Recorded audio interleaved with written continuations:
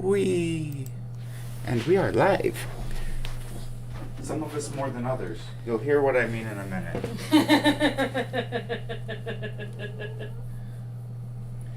Please excuse the added peanut gallery. Well, my cat's in heat. So there will be extra wildlife in the campaigns for a little while. No, actually, she's a sweetheart right now. Anyway, so welcome back to iCast Witch, where we are sadly missing our Pudgy. Still missing the Pudgy. Perpetually and endlessly, and we will continue to repeat that statement forever and ever until he's back. Exactly.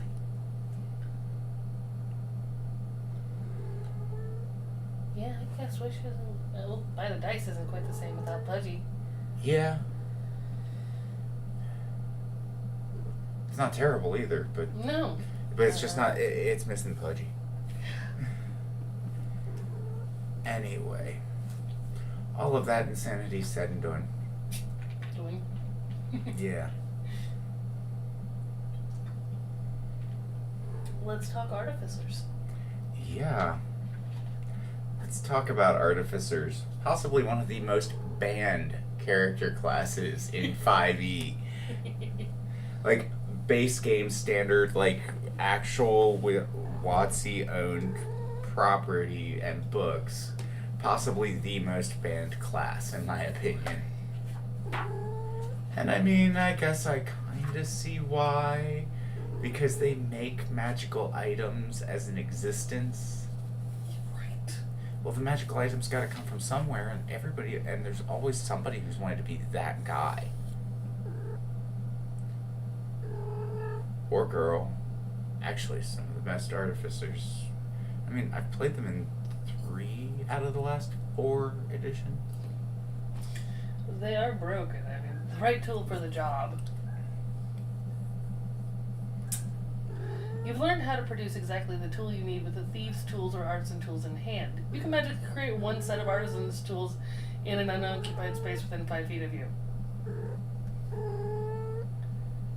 What? Uh-huh. Fine, but what? Yeah, so pick up Tinkerer's tools. Because that involves smelting, it involves making small working parts, which... Yep. I totally get why they say that is broken, because as long as you have one tool, you can make it. Including thieves' tools, and you're always proficient with thieves' tools, so that kind of negates a lot of rogue. Yeah. A lot of rogue. But it also opens up new campaign settings. Yeah? In an overly magic-saturated world, you might need to be able to pick a lock with a special kind of lock pick. Right. Right. But what if you aren't holding the right key and you put it in the hole? You die. I'm not beyond herding cats through a desert by giving them the proverbial hamster tube. When they don't stay in the tube, well, Calora happens.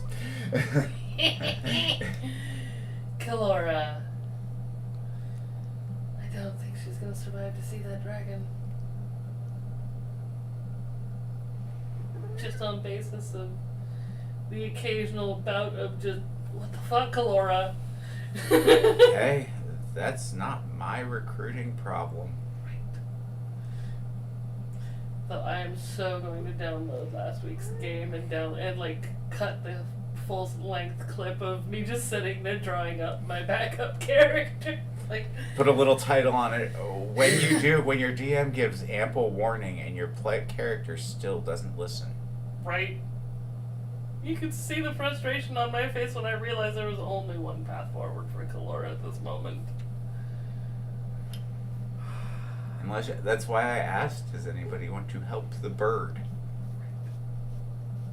The bird has helped both of you. Shit, Ronan got through that one fight without taking any damage. Because you sponged it. I did. I sponged it gloriously. Yeah, you did. And he was able to get a good bit of damage in as a result.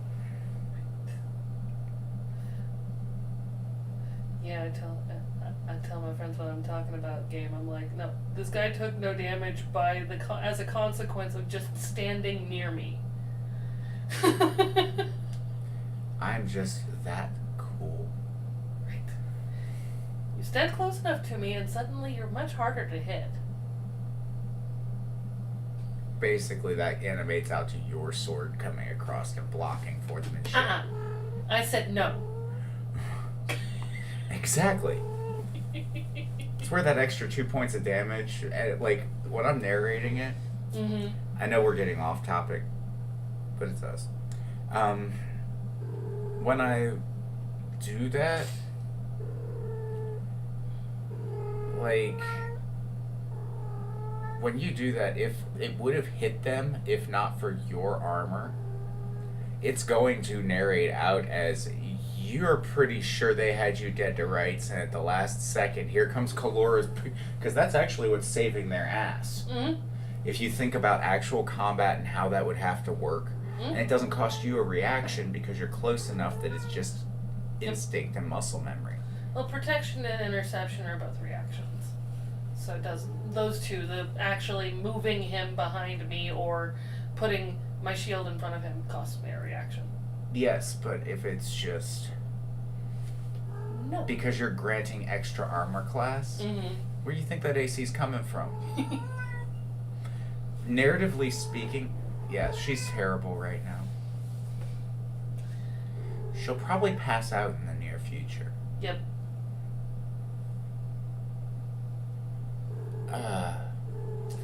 Yeah. But Artificers, yeah, they're totally banned because of that. Because you can make anything, and most of them make themselves a familiar. Yep.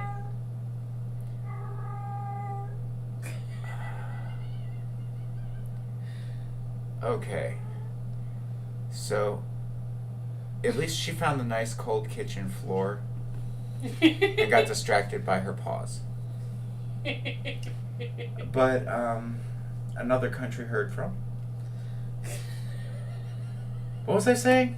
We were talking about artificers making their own familiars.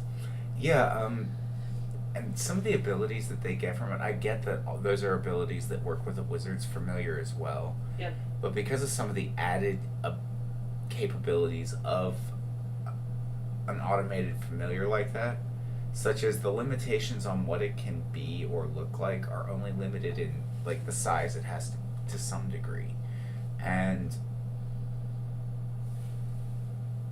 to the user's imagination and capability of crafting it.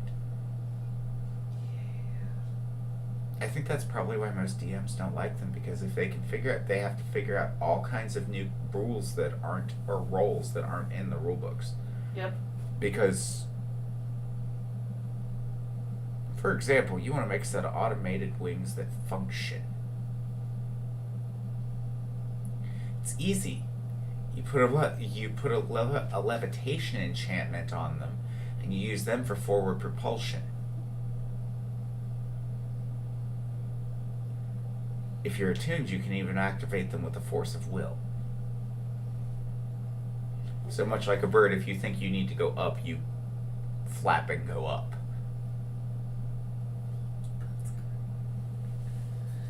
It's functional. You'd need to have a spell of levitation. You're using the kind of runs off of the airship mentality from like Final Fantasy, where basically all it is a dirigible with oars hooked to giant fans that move things.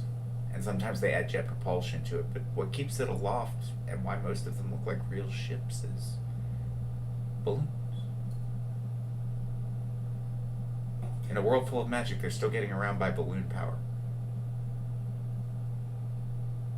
And teleportation. The teleportation is expensive. Okay. I have one more thing I can do to try and sate the beast. What are your thoughts on while I take care of that, what are your thoughts on the whole idea, like, as a DM, everybody has caveats for some characters, or character classes. I'm listening. Yeah, I know, you're just watching the terror. She loves everyone and everything right now. She's so interested in my big toe. Yeah, she has a foot fetish.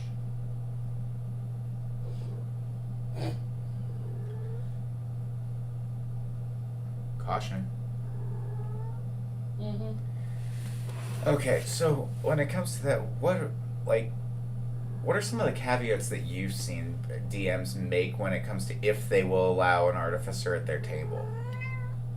Well, in the one game I'm playing right now with an artificer, the artificer's got pretty well, some decently free range, but there's certain timeline restrictions. You can't be the one to discover things outside of a specific set of times. Ah. So you gotta be careful about meta with that player. Yeah. You cannot be the person to discover firearms, for example.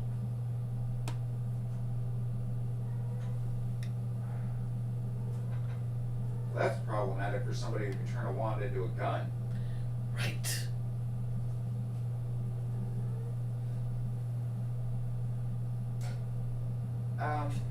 Well, with specificity, Are we talking it specifically has to be gunpowder driven lead balls and things of that Yeah. projectiles? yeah. Oh, cool. I can still work with that. That DM would hate me. You told me I can make a nuclear weapon of it. I've already let you make a nuclear weapon. Several times. Oh. Well, when you put all the material components directly where I need them to in order to make the Boomco Kablooey, I stop playing mages in your games. Yes. I've made it much harder to get. Well, technically, it's much easier, but it's much harder to work with them. Everything you need is still well within arm's reach.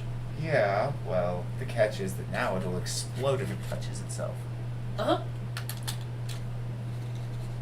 At a much faster rate than it used to. Yes. It's a near instant detonation. Mm-hmm. Like sodium and hydrogen. Don't slip.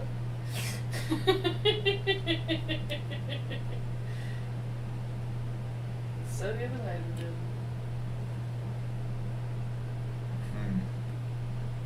7 drops of sodium pentothal into a hydrogen bath.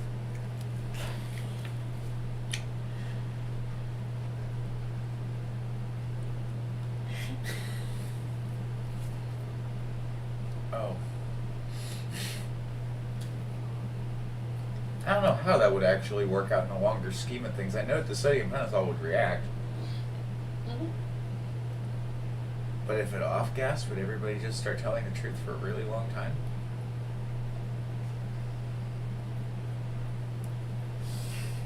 Oh, I love that. Oh, I love Dump that. 5 gallons into a vat of liquid hydrogen. Gas the United States.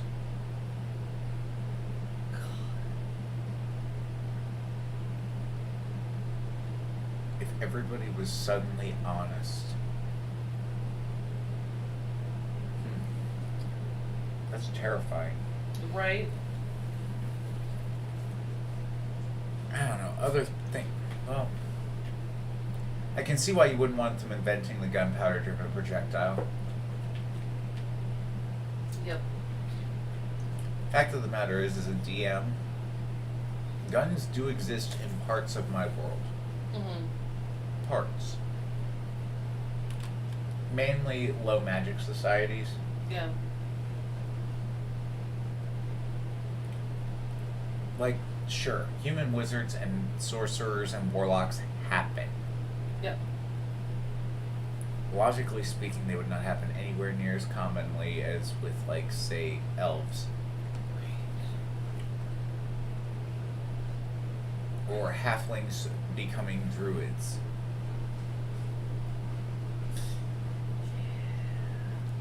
they're very close to the land. I see it very plausible. Right. But Halfling that Circle of the Shepherd Druid is totally a believable thing. That harkens back to 3.5's favorite class mechanics. 3.5, each race had a set of classes that they just vibed really well with. Yeah, like with the, what was it, Dwarves and Warriors? Yep, dwarves and warriors, dwarves and barbarians. Elves and warriors are specifically the Arcane Archer, Prestige class, and Rangers. I think canonically, Elves' favorite class is Ranger. And Arcane Archer. Yeah. On 3.5.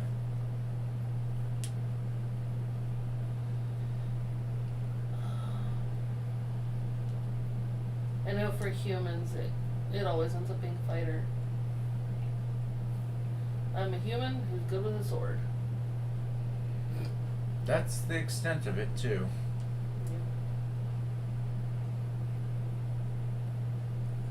Yeah. Orcs and half-orcs favor barbarian.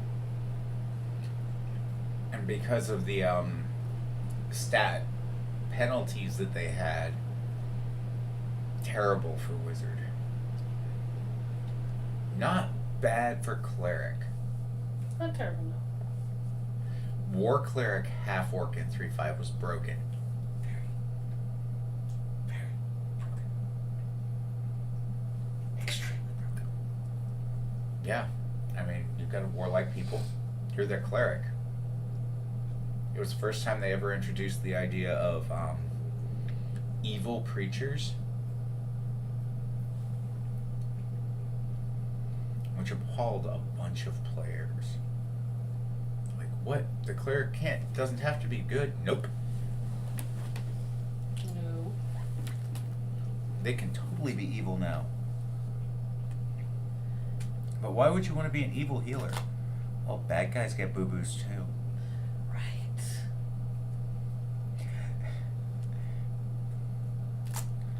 What? Yeah, the bad guys get... You think all these adventurers out there hunting for bad guys, they ain't gonna get hurt sometimes and need to go have somebody fix their shit? Right. Just because they don't pray to your god doesn't mean they ain't got one. Right.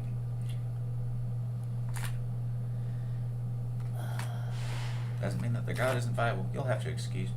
I have a project that I'm working on. I was gonna say that's an nifty fidget toy. It really is. And I can't share. No. No. Don't need to shit. I would let you play with my fidget toy, but it has side effects. Right? It's great arthritis relief. I bet. Anyway. Yeah, so I can see why some of those limits, like I wouldn't let you invent the gun either. It already exists in my world well before your character was ever thought of. Yeah. It's considered an artifact level, like it's a lost technology now, so good luck finding somebody who doesn't specify or specialize in it to repair the damn thing.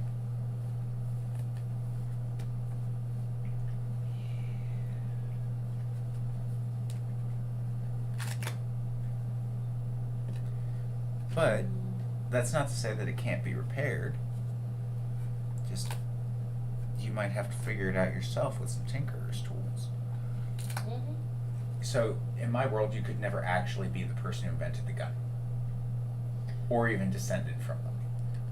That line was wiped out during the Cataclysm. All right then. That's just not canonically possible. Is a plausible answer as a DM. Yeah. Outside of canon, that line doesn't exist anymore. Is acceptable if you wrote the world. Right.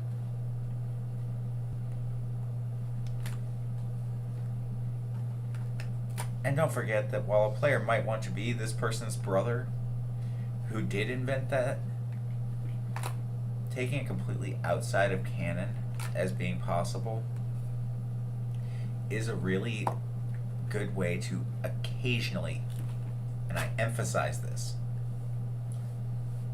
control how far into left field your players can take the game. Right?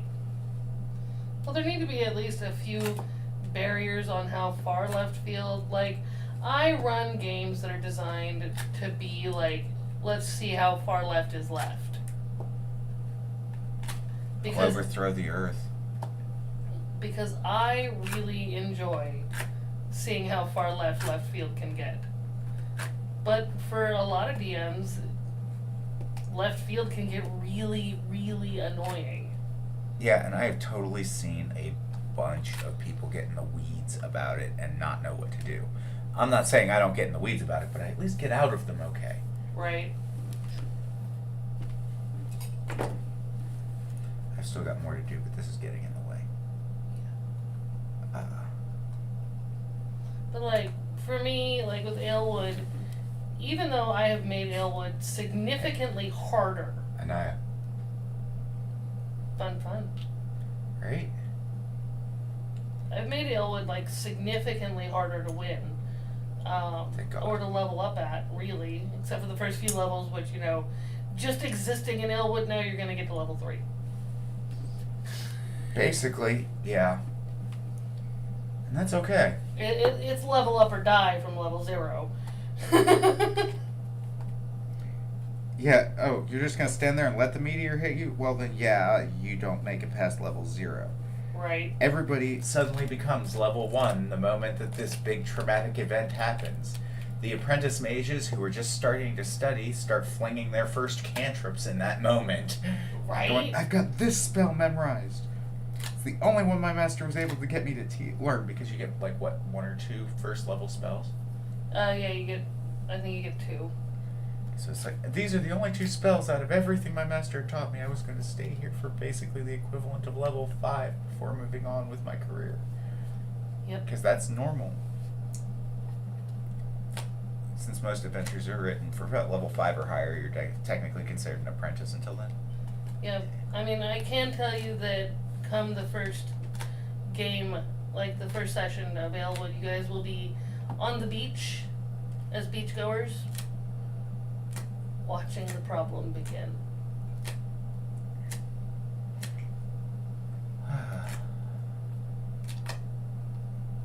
That's how I figured out how to And get I'm you gonna- guys all in the same area. And I'm going to Goblin Barbarian Drunken Monk this. Yep. And what's insidious about it is the same thing that was insidious about, you know, real world Panini's pandemics. Real world pandemics history across is that it just looks like little blue bugs crawling ashore, leaving a little bit of a black residue in their wake. It doesn't Look feel threatening. It doesn't feel like much. Yeah, it's like, oh, this is weird. They're nifty. A couple people pick them up, and then all of a sudden there's warfare happening. It's like zombie apocalypse status shit right there. Mm-hmm.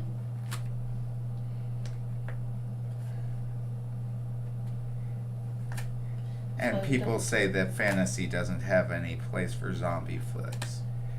Please. Turning people into mindless zombies is one of the things big bads love to do. Yeah, mindless zombies do good henchmen. Exactly. Come on, we don't want our henchmen thinking too much. No, then they catch on, they expect a better cut. They realize how much we're not paying them for what they're risking. Right. It's just non-conducive to good evil. Right. No, I think my favorite big bad was the one who like had full healthcare plans and all this like full benefits, good pay, everything that the henchies could possibly want or need, and it was so impossible to stem any disloyalty when we were trying to hide in their ranks. It was near impossible to stem any disloyalty from them. That is fucking awesome. It's like, excuse you? We're not pawns. Do you know how much money he spends maintaining us? No, we gets it good. I die, my family's set. What do you mean? Oh, we've got life insurance. Exactly. What? Yeah, we've got life insurance plans. We've got life insurance plans. We've got injury, liability. Everything's covered. I don't have to worry about jack shit. They even have a 3-time resurrection limit on my insurance. Right. Yeah? Yeah, you might need that 3-time resurrection insurance. God, yeah.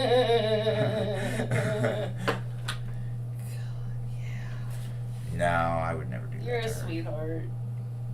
You're just a talker. Yeah, she'll talk your ear off when she's in heat.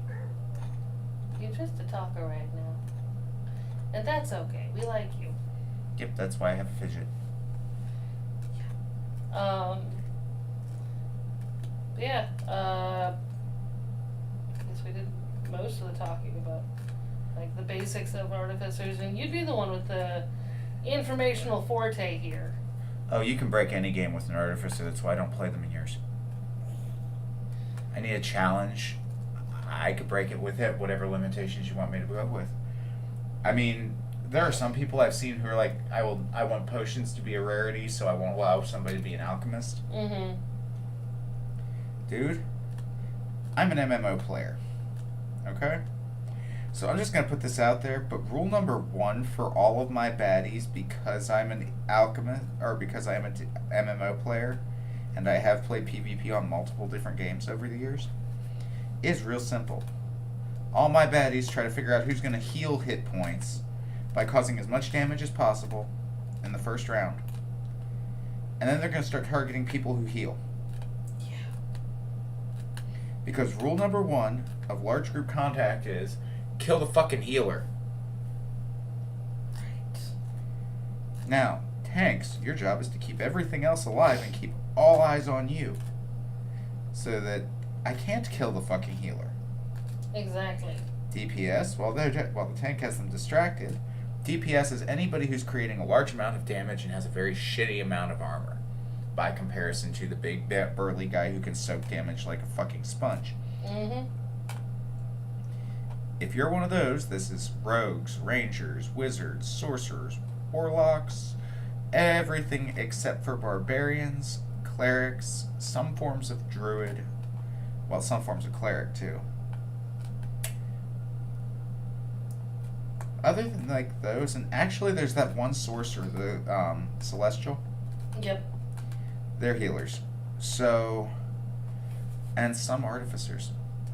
Because of the alchemist. Mm-hmm. You're my prime targets as a DM. Not because I'm picking on your character. But because your job is to soak damage and you're supposed to be holding the aggro. So to speak. Yep. Which is Kalora's like whole MO in any kind of fight. Yeah, Kalora aims for holding the aggro because you kind of get why it is you're the only one with heavy armor in the group. Right. We need one front man and ours can fly. Well, that's really convenient because you're going up against a dragon. Right. To the best of what the party's learned, it's a lone dragon. Yep.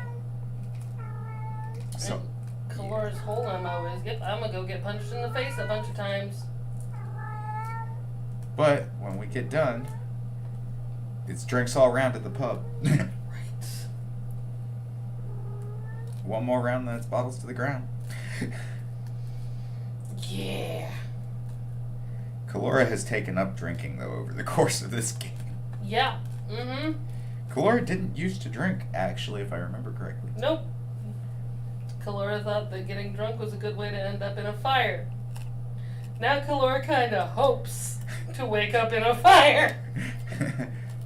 That's the least of my worries. I can deal with that. I'll Right. just pee on it. Right.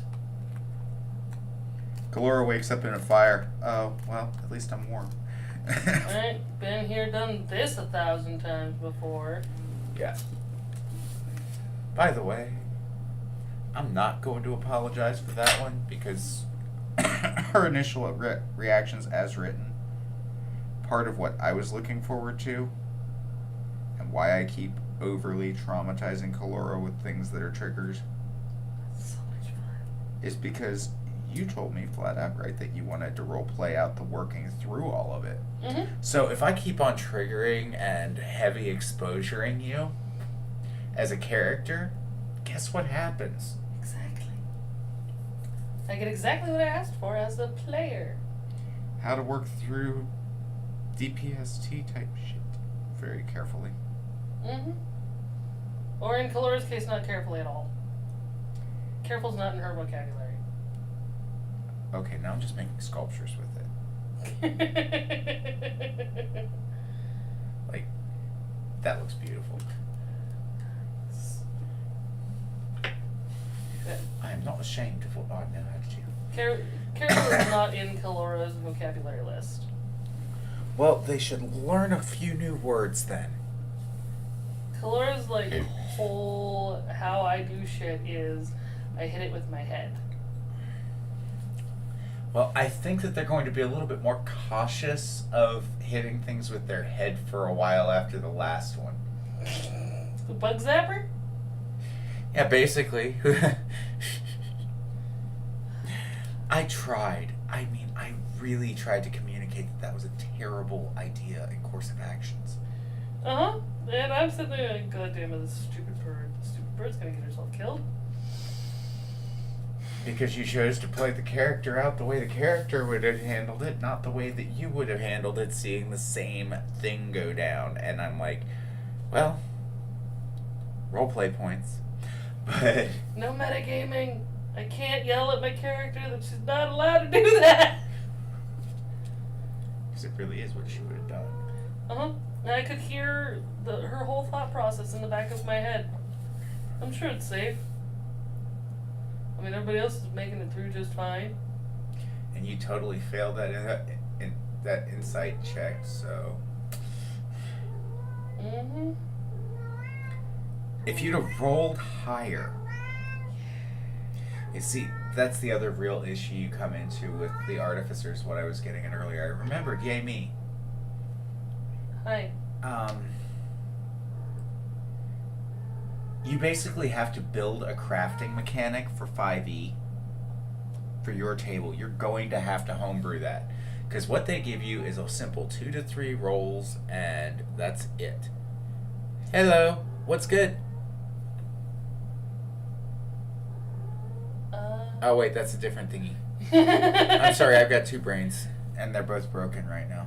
Yeah. Yep. I didn't get to bed until 2 a.m. because of her. I'm gonna pet you on your ears because you let me when you're feeling like this. So yeah, but I'll let Dad do it any day of the week.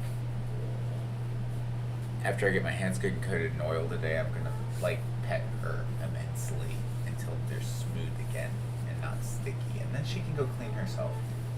There you go, baby. There you go. Seriously, she is the sweetest cat on earth, even when she's like this, guys.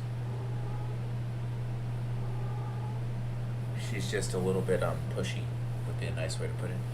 Yep. But yeah, like,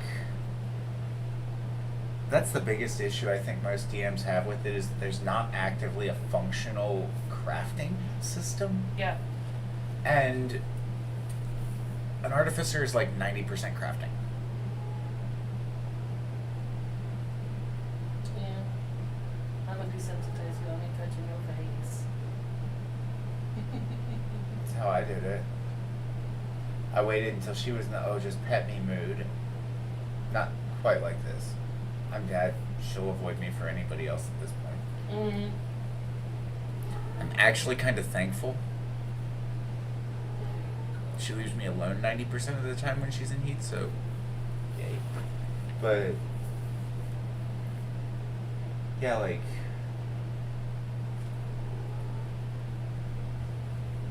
you're cool with building crafting systems in order to accommodate a character. That gives you something fun to play with for a minute. Yes. And and no 2 DMs will ever run crafting the same way, I've noticed. Yep. I've run crafting differently depending on the campaign. And the character class. Mm-hmm. And what you're trying to craft. See, Kalora is very slapstick when she crafts. Yes, I've seen this. There were actually sticks involved, and they were slapped together. Mm-hmm. Asari was methodical and pragmatic when it came to just how about she's gonna craft something. Even though Mary was... Larice is meticulous. Mm-hmm. Yeah. Joie de Vivre gave 0 fucks about even trying. He'll go buy it. Right. You know, Joie de Vivre lives in downtown Eugene and has a stupid amount of gold. He's like, what are you talking about? What these people pay for gold will give me for 1 coin. Why would I make things? They have far better artisans than I, who are willing to give me more than my money's worth. An ounce of copper is worth $15. Yep. Or like $2.50 or some shit. I don't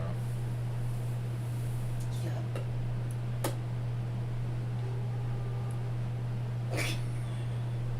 That whole campaign.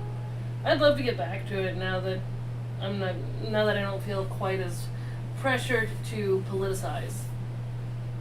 Yeah, the only issue that I see with it is that if we restarted it even, it would be in a modern era. Mm-hmm. Which means that we'd be faced with the same bloody problems. Which means I might end up going to prison for treason again.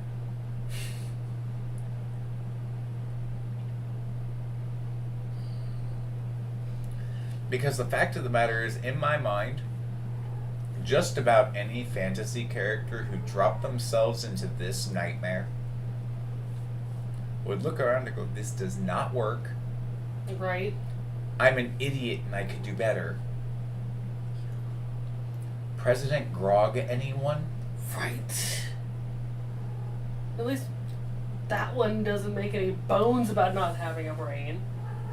I can't math, but I know how to human. Right. Like, Grog's the big, burly, pissed off guy that gets even more angry if you don't help each other. And yet still quite in touch with his feelings. You know, rage isn't emotion. Right. And he's very in touch with that one. Quite in touch with his more feminine feelings as well. Absolutely. The Grog maid. My personal favorite is the first time I ever heard the whole I would like to rage thing out of Grog, because normally it's a bard, or you hear somebody and they're like, oh, rah. Here's Travis Willingham going, I would like to rage. I would like to rage. And then the next thing you see is Grog loses his shit.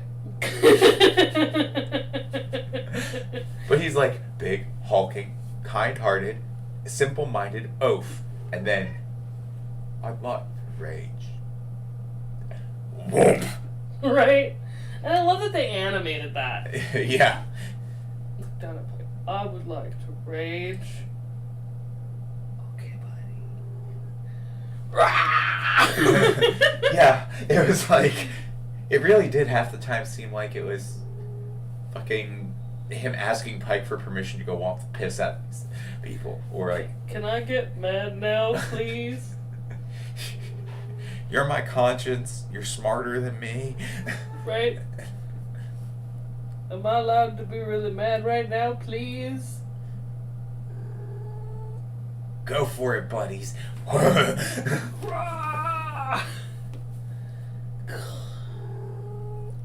Well, like, the few times that Grog didn't ask permission to rage, he heard Pike. And everybody else in Yeah. a 500-yard radius. So, like, I think just by principle of that, he's conditioned himself To I'd like to rage. I am soft and squish. I am soft and squish. Please let me be mad. Get it. And everybody just backs up a little bit. Right? Why was most of the rest of that party ranged DPS? Or able to disengage as a reaction? Because he was a big dumb Goliath that liked to swing an axe or any other kind of weapon. And then he went Battlemaster for a minute and it got scary. Right. I tell you what, I hope, beyond hope, that if Kalora makes it to, since we're going above and beyond level 20, if Kalora makes it to level 40 before we end Nox Battalia, I pray to God after that she never dies. Because Naima is leveling up with everybody quietly in the background. And that would be a level 3 barbarian and level 37 war mage wizard. That level 3, those 3 levels of barbarian were quite Her backstory. Yeah. She's a Goliath. I was running with a herd and then shit. And then my hands went sparky, and nobody wanted to hang out with me no more. So I learned some shit. Yep. Wasn't ever dumb anyway.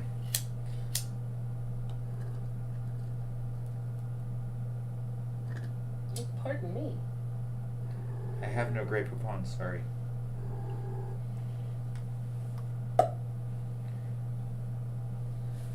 But yeah, no.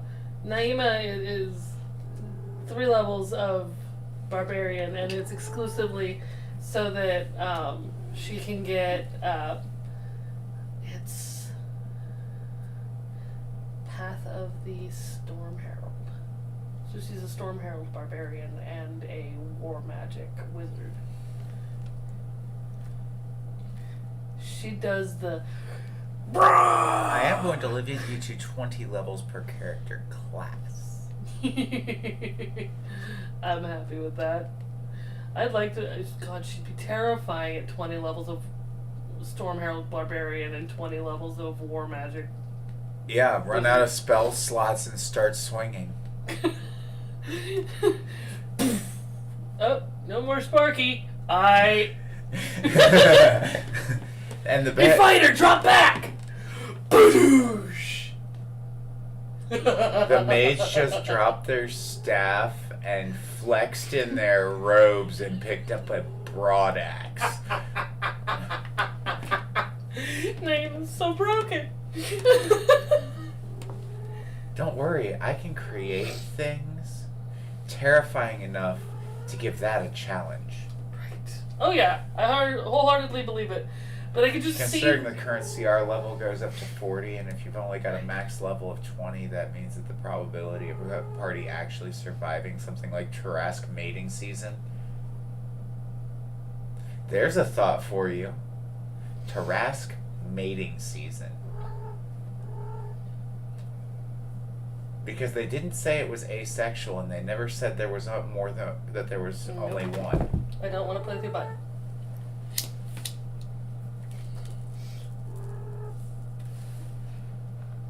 Yeah. Yeah, Tarask is not a Tarask is not singular. There's more than one. Here's the challenge. Build a one-shot I can put a level 40 Naima in. I just want to play with her for a minute. Then she can go back in the box of maybe someday characters. Am I allowed to figure out how to kill her? Yes. So it will be a deadly level encounter then. There's a cap level where she can just be her wizard self that she loves and adores, and then when she's finally out of spell slots and things she can do to help the party, and her cantrips aren't doing very much anymore, she can just, you know what, fuck this. Yeet. Can't spells for a little while, but... But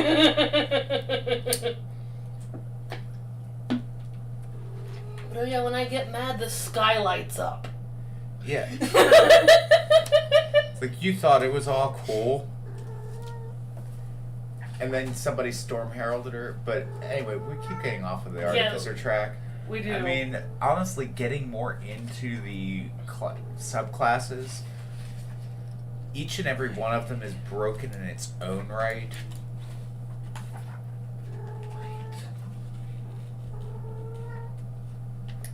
Hi. We apologize. The cat will be a big potato by the end of this. And always, always, always be gentle. Thank you, Tasha.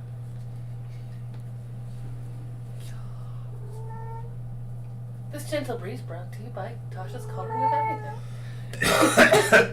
Capable of blowing wind and sensing sprinting.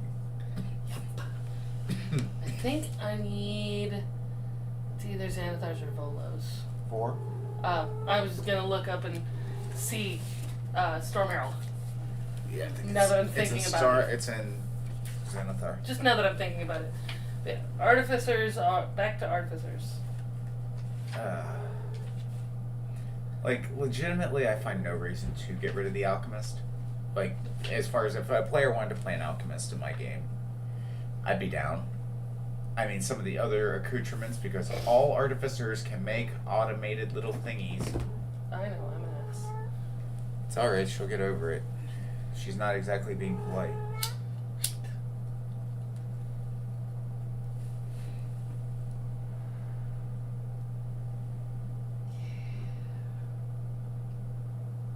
Does that help take the edge off, honey? Now she walks into the cloud. Cool. No.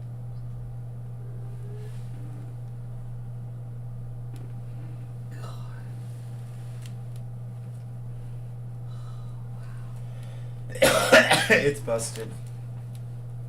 I'm just thinking. Because her Storm Aura is sea, so the sky literally lights up when she gets mad. Oh yeah, that's right. The sea gets the Little lightning bolt. I thought that was the Path of Thunder. No. Oh yeah, Path of Thunder gets it too, but Storm Herald literally brings a storm with their rage. Yeah. Desert is fire, tundra is ice, and sea is lightning. So you can pick what kind of storm you want to bring.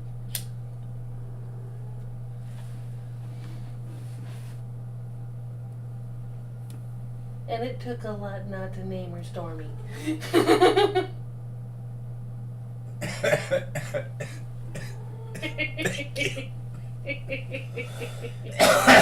We've had enough Stormies in the media after the last 8 years.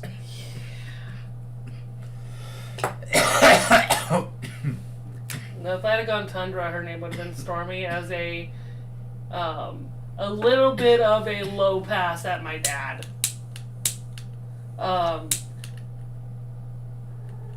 Because when I became a member of our family, at the beginning of the whole day, it started to snow. By the time everything was said and done, we had to dig ourselves out of the car, or dig ourselves out of the snow to get in the car. Yeah. And I got the nickname Stormy. So it would be a low pass at my dad to have a Tundra Storm Herald named Stormy. Yeah, it would. Not a bad one though. No. Not Just a fun play on my history. Yeah. Although I think we might take a bio break because I need to pee. No problem. I just got that all to solidify itself down. Nice. Yeah. We will be right back. Yes, we will. Yeah. We're gonna need any dab for a while.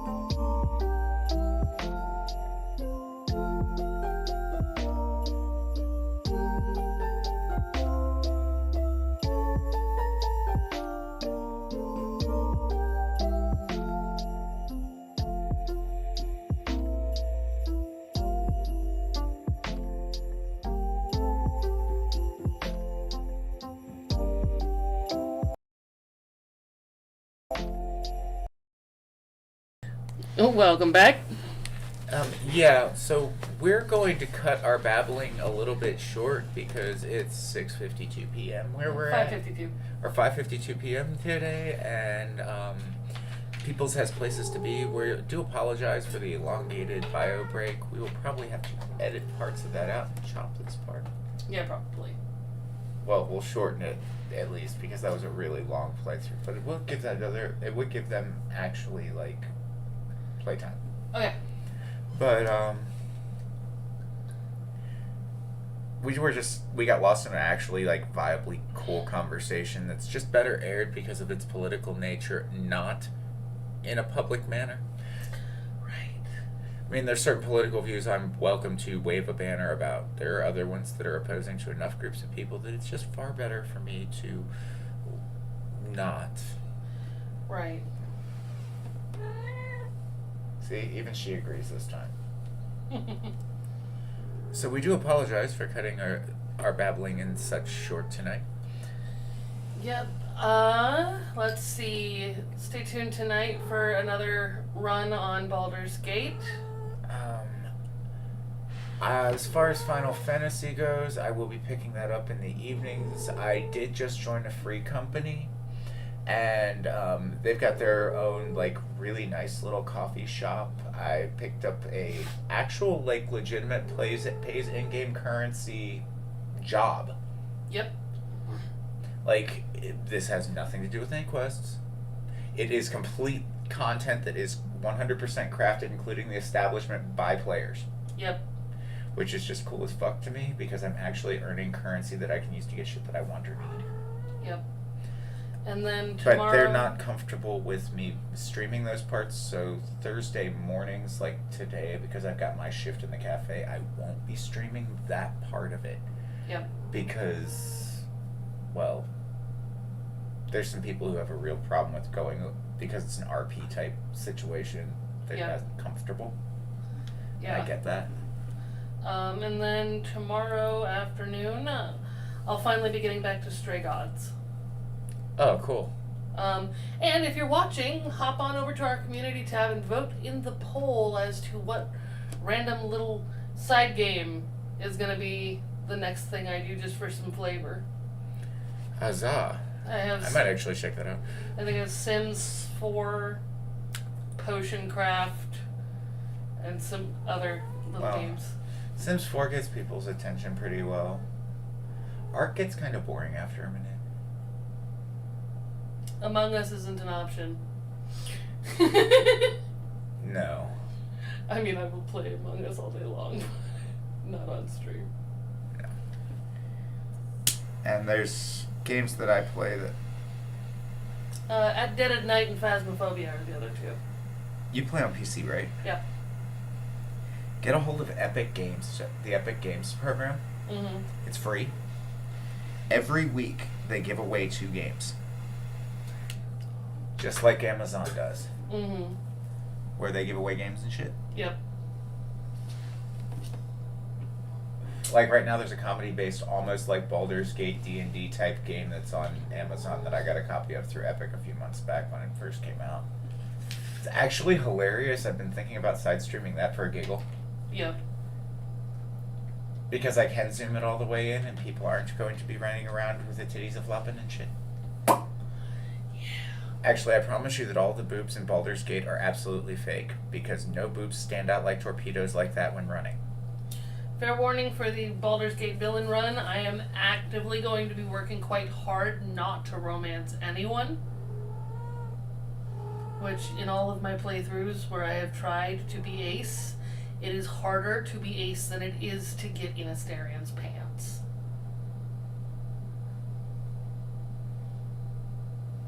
I have accidentally romanced Halcyon before. Accidentally. Wished him a good night, and the next thing I know, we in bed together. And oh, that's bad. Yeah, especially when you have the option not to mind if he accidentally wild shapes. Oh, I'd mind. You have the option to tell him you don't mind. Well, somebody on the dev team had some issues. Anyway. Or the dev team was like, no, this is totally D&D shit. Yeah, which means that they had some issues with rather fucked off DM who got tired of over-sexualized game sections from their players, so they did something about the bard being overly seductive. And when they said, oh, I don't mind, all of a sudden, they wild-shaped. Into what, Dire Bear? Mm-hmm. Run away? Anyway. Thank you again. Please remember, like, share, subscribe, and all that good rot. We love you guys, and have a great night. Bye!